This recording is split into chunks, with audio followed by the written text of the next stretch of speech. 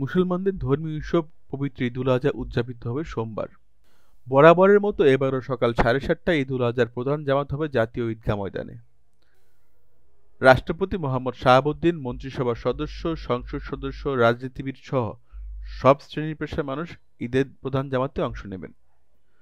তবে প্রতিকূল আবহাওয়া বা অন্য কোনো কারণে জাতীয় ঈদগাহে ঈদের নামাজ আদায় করা সম্ভব না হলে রাষ্ট্রপতি সকাল 8টায় জাতীয় মসজিদ বায়তুল মোকাররমে ঈদের নামাজ আদায় করবেন। বায়তুল মোকাররম জাতীয় মসজিদে এবারও 5টি জামাত হবে। সকাল 7টা, সকাল 8টা, সকাল 9টা, সকাল 10টা এবং 10টা 45 এসব জামাত হবে।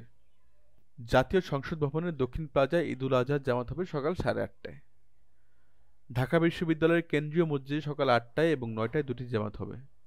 এছাড়া সলিমুল্লাহ মুসলিম হল মসজিদে সকাল 7টায়, ডক্টর মোহাম্মদ শহীদুল্লাহ হলে সকাল 8টায়, ফজলুল হক মুসলিম হলের পূর্ব পাশের খেলার মাঠে সকাল 8টায় জামাত হবে।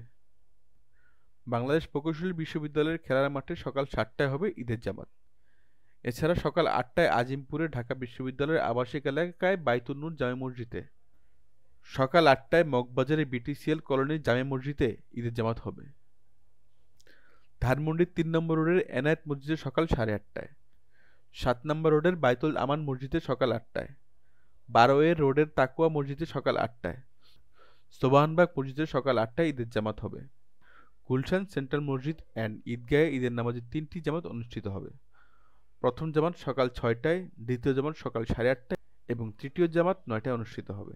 বসুন্ধরা আবাসিক এলাকার মারকাজুল ফিকরিল ইসলামীতে সকাল 7টায়, বসুন্ধরা সি ব্লকের উম্মে কুলসুম জামে মসজিদে সকাল 7টা 15 এফ ব্লকে জামে মসজিদে সকাল 8:30টায়, জি ব্লকের বাইতুল জান্নাত জামে মসজিদে সকাল 7টা 45 কে ব্লকের মদিনাতুল উলুম মাদ্রাসায় 7টা 45 এবং এন ব্লকের ফকিহুল মিল্লাত জামে মসজিদে সকাল 8টায় ঈদের জামাত হবে।